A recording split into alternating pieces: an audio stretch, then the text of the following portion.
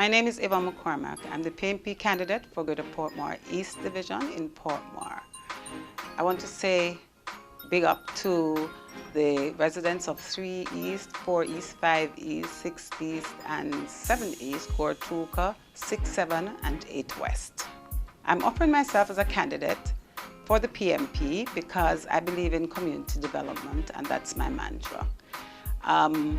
The communities that I serve believe in me, and that's why I'm going up again my 3rd term as councillor for the area.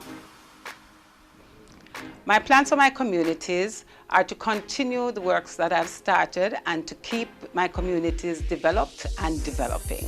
Vote for me, Yvonne McCormack, on November 28, 2016. The People's National Party, with the people, for the people.